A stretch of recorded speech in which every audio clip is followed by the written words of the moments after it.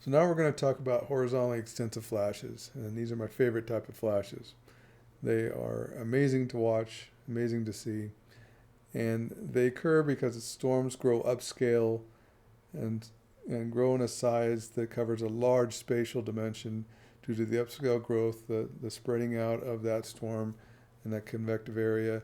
And we call these systems mesoscale convective systems.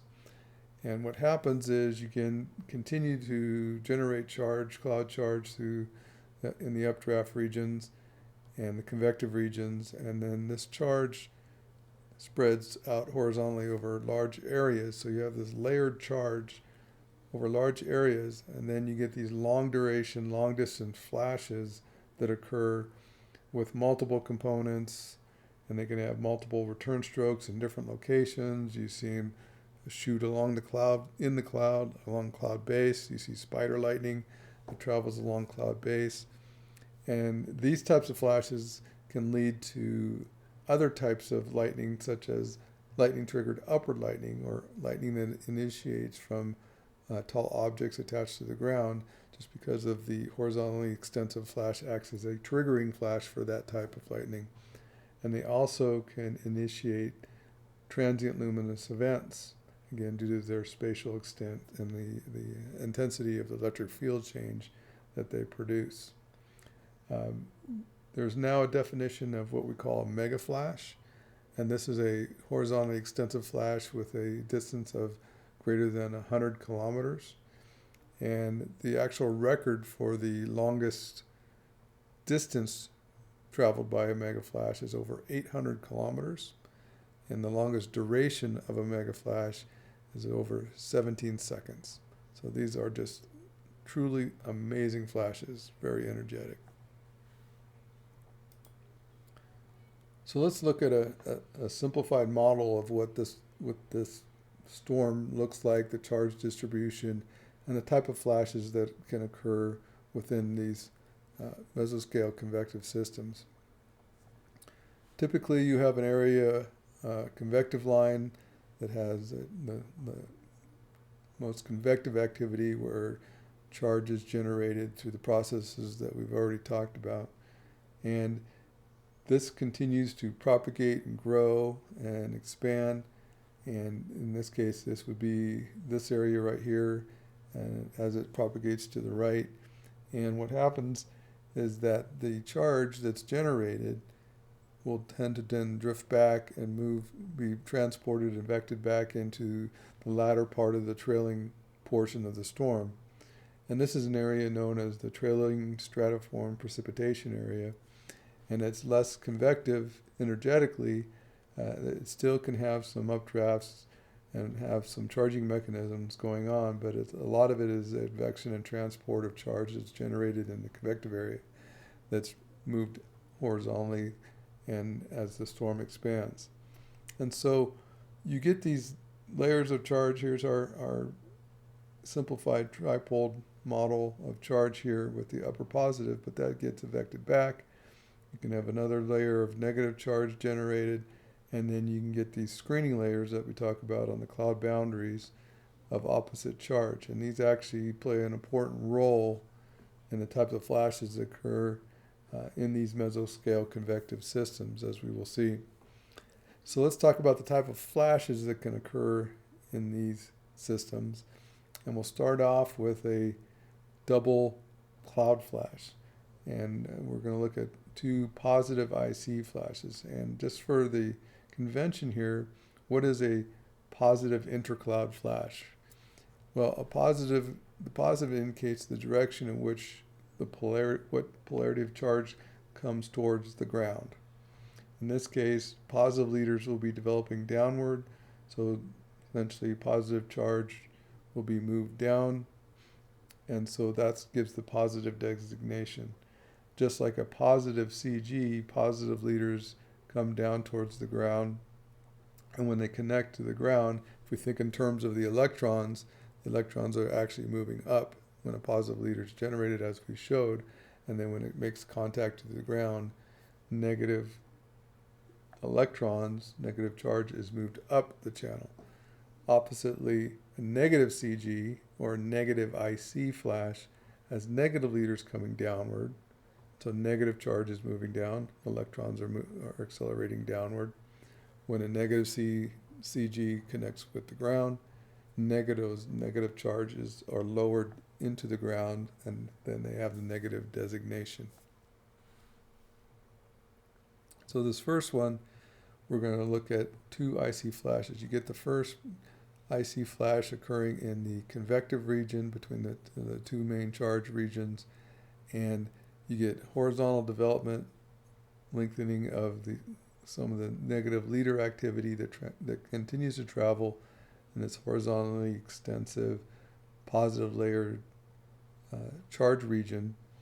And then as this first flash decays, you get redevelopment along the decayed portion, bipolar development, where positive leaders then are generated, and then they propagate into a different negative charge region. So let's take a look at that.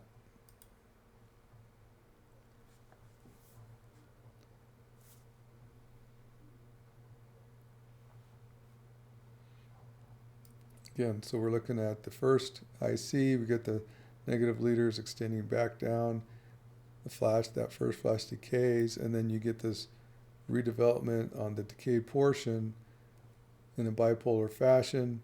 And what you see visually is that the negative leader continues in cloud in that positive charge region, and the positive leaders then explore this negative screening layer that's along cloud base.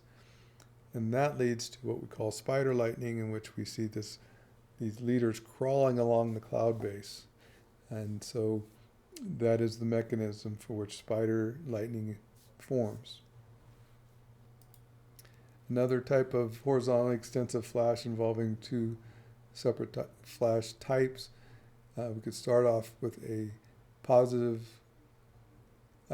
CG, and then have a subsequent positive IC flash in the trailing stratiform precipitation area. So again, in the more convective region, we get a typical positive CG with a return stroke. Following the return stroke, we get the negative leader activity continuing through that extensive region, the decay from the first flash, and then the positive leaders develop and trail of the negative leaders, and again along cloud base as spider lightning. So this is what we would see visually as channels from below. And lastly, you can have two positive CG flashes. Again, just like before, we had the original one in the convective area, but following the return stroke, negative leaders continue back.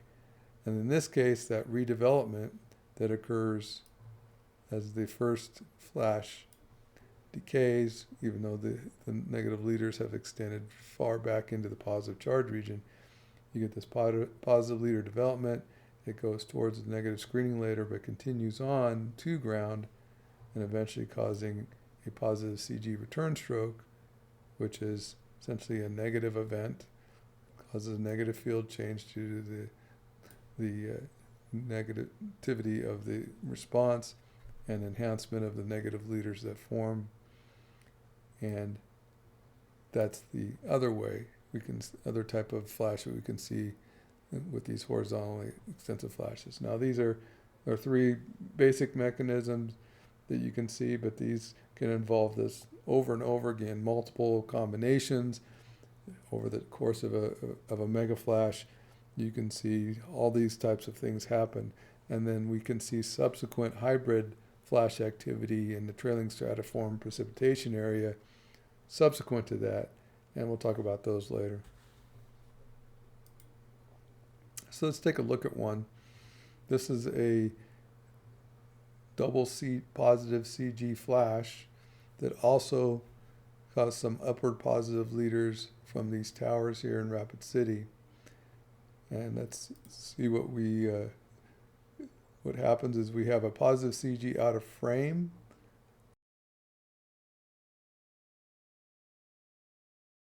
You actually can see the negative leaders and the brightness.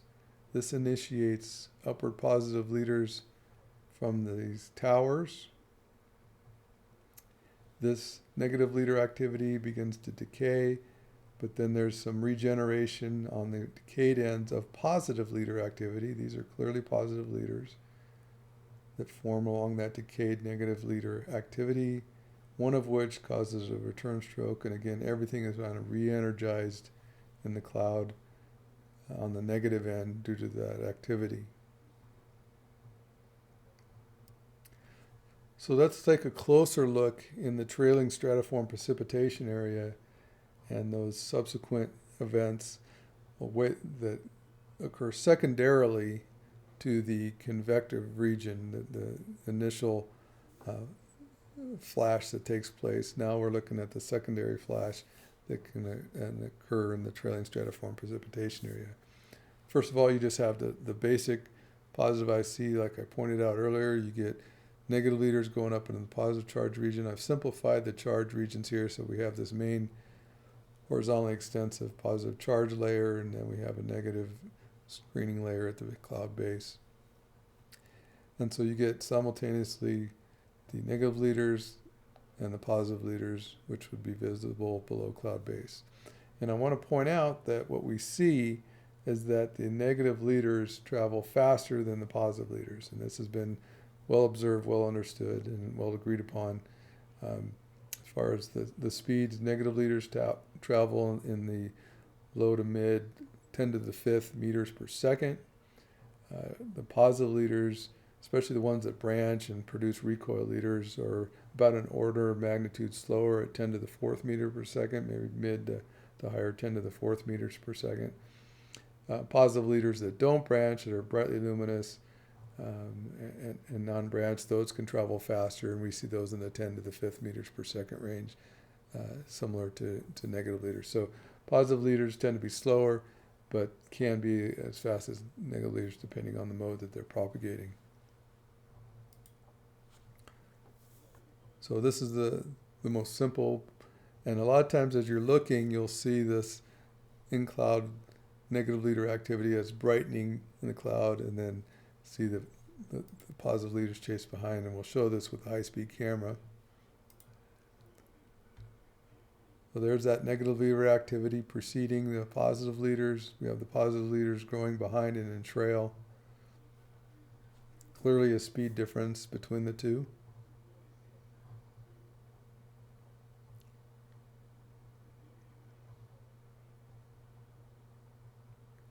And of course, lots of recoil leaders.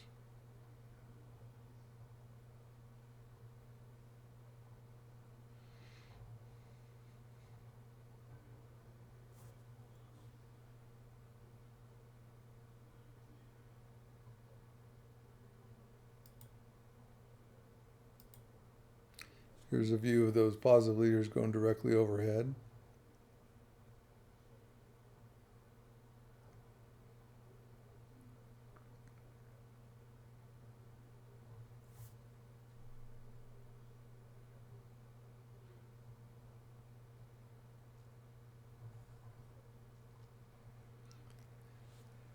So the other thing about horizontally extensive flashes is that we can get these clear examples of multiple flash types that happen in sequence, but then we can even get more hybridization of the flash from some of the components that are left behind.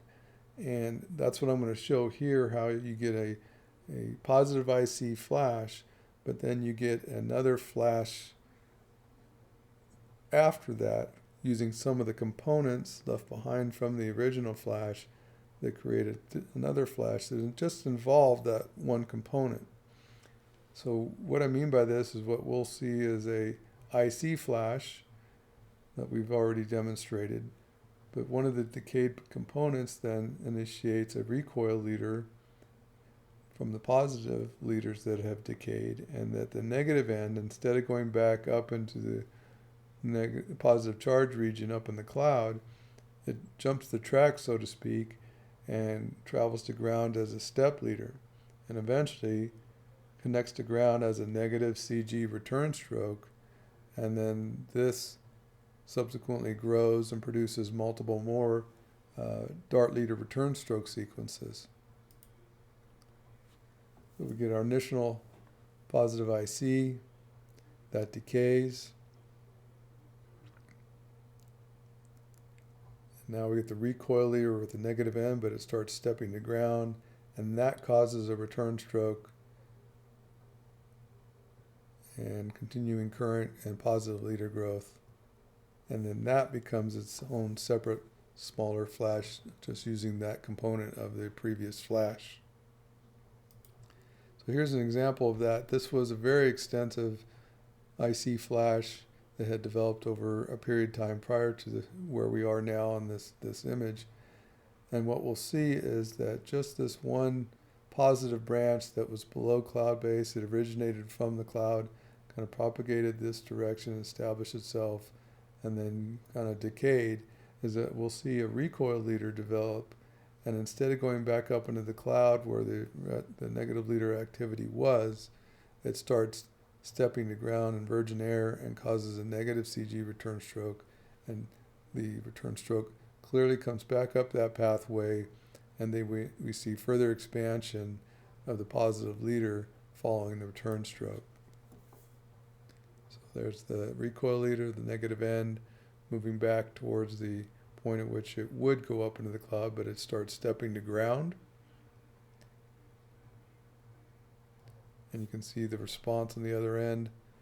The return stroke travels through that portion, and you see the expansion of that positive end. Here's another example of the same process, but this is a spider lightning that's propagating right to left, and it's going to, as we'll see, it's moving right to left and producing recoil leaders, multiple recoil leaders, one of which then turns to ground, starts stepping, and causes the return stroke. And this is followed by multiple recoil leaders, hence, and therefore dart leader because they could come to ground, and multiple negative CG subsequent return strokes. So there's the spider, positive leaders.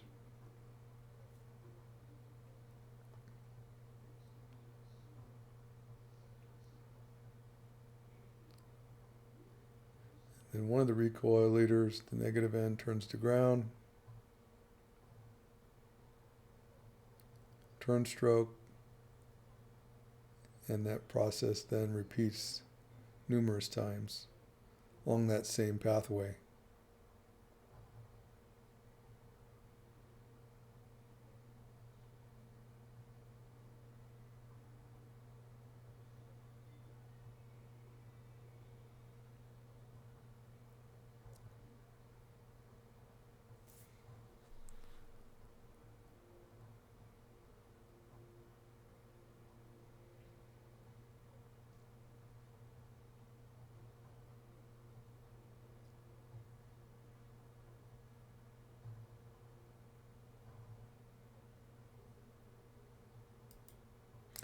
So we can actually see that, and this is the same flash captured by digital still, so an exposure of 10 seconds. So the entire flash was within the confines of that exposure time. And we can actually look at digital still imagery and kind of understand what happened dynamically just from a digital still image. And in this case, when we look at it, we see that these are clearly positive leaders. They're branched in this direction. So the positive leader was coming along this way, this pathway. We see more branching and extension here. We see these other positive leaders in this direction. So clearly a spider lightning that's propagating from right to left. But then we see negative leader activity. Again, this is clearly negative leaders just by their shape that went down to ground and caused a return stroke that would just brighten this portion of the channel pathway. So again, that tells us that clearly there was a recoil leader, negative end, step to ground, branched return stroke that re-illuminated this pathway, causing the intense brightening during the digital exposure time. So we actually can take a look at digital still images and tell quite a bit of what had happened, even though we're not seeing it with high-speed video. Another possibility that involves just a single flash component, instead of the negative end of the leader or recoil leader going to ground and causing a negative CG return stroke like we just showed, that can jump the track and start stepping upward towards this upper positive charge region. And what happens when that occurs is that once that now stepping new leader gets into this positive charge region, the electric field intensifies between the leader tip and the cloud charge region, so it starts growing much more intensely, faster, and brightly due to the increasing electric field, and we see a rapid intensification. So again, we're starting with just the simple positive IC spider lightning.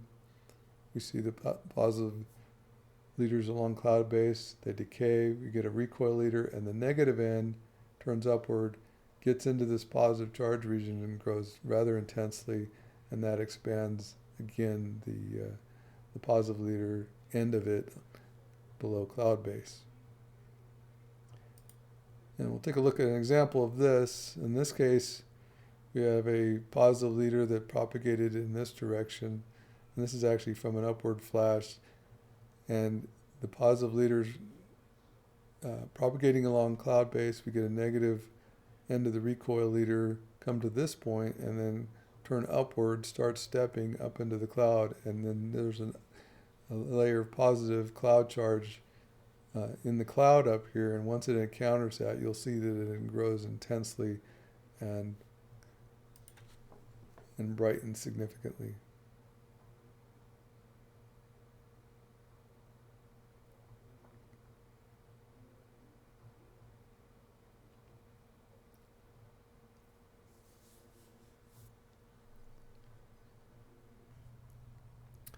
So now that we've looked at horizontally extensive flashes, I'm now going to focus on the particular type of research that's been my emphasis over the last 20 years, and that's upward lightning. And this is lightning which initiates from the ground, and a leader develops from a tall object on the ground and propagates upward into the overlying cloud thunderstorm.